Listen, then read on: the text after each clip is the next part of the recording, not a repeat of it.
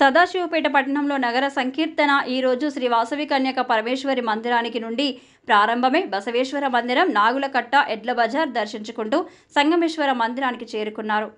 రేపు గురువారం 3/4/2025 ఉదయం 8:15 నగర సంకీర్తన శ్రీ సంగమేశ్వర మందిరం నుండి ప్రారంభమై బక్కప్ప మందిరం దర్శించుకుంటూ షరోవాలి మాత, హనుమాన్ మందిరం, జ్యోతి టాకీస్ ప్రక్కన చేరుకుంటారు.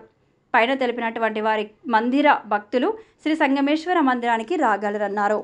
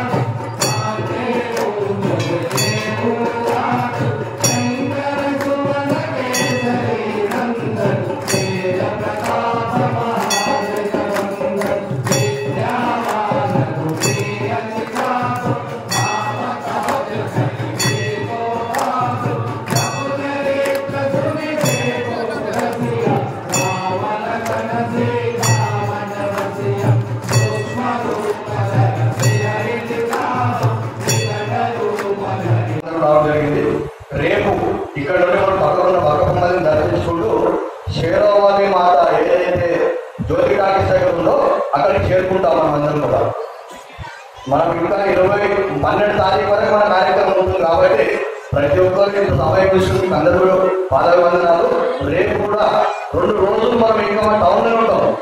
రేపు ఎల్లుండి అప్పటి వరకు కూడా అందరూ ఉంటారు. తర్వాత అందరూ సీతాపూర్ కాలనీకి వెళ్తాం. దయచేసి ఇక్కడ భక్తులకు అందరికీ విజ్ఞప్తి ఏంటంటే 12 తారీఖు వరకు ఏ విధంగా కొనసాగిద్దాం. మనం అందరం కూడా కొంచెం కష్టమవుతుంది, కొంచెం ఎక్కువ దూరం కూడా అవుతుంది. మరి ఊరు బయట దాటినాక ఎక్కువ దూరం అవుతుంది. అందరూ కూడా దానికి అందరూ కూడా ప్రిపేర్ అయ్యండి. ప్రతి ఒక్కరికి ఈ కార్యక్రమాలు అందరూ సహకరించినందుకు అందరూ కూడా పాదవందనం సమర్పిస్తున్నా. అదేవిధంగా మనం ఏదైతే హనుమాన్ చాలీసా పఠనం చేస్తామో అది అవధి భాషగా లిఖించబడింది. అంటే రామలీల ఏదైతే మనం ఇప్పుడు ఉత్తర భారతంలో ఏదైతే రాముడు కథ చెప్తారో వాళ్ళు కూడా అదే విధంగా ప్రదర్శించబడినప్పుడు ఈ హనుమాన్ చాలీసా. అందుకే దాని యొక్క వాణి అదే విధంగా ఉండాలి. మనం సురేష్ మాట్లాడు అదే విధంగా వాణి ఉండాలి. మనం అప్పచెప్పినట్టు ఉంటుంది దేవుడికి. మనం మనస్ఫూర్తిగా దేవుడిని మనం అర్పణ చేసుకుంటాము. ఆ విధంగా మనం అందరం కూడా ప్రాక్టీస్ చేద్దామండి. ఇప్పుడు రెండవది రేపు మాత్రం ఖచ్చితంగా అందరూ కూడా ఇదే 8 గంటల వరకు వస్తే ఇక్కడ నుంచి 8 గంటలకు బయలుదేరుతాం మనం. రైట్. జై శ్రీరామ్.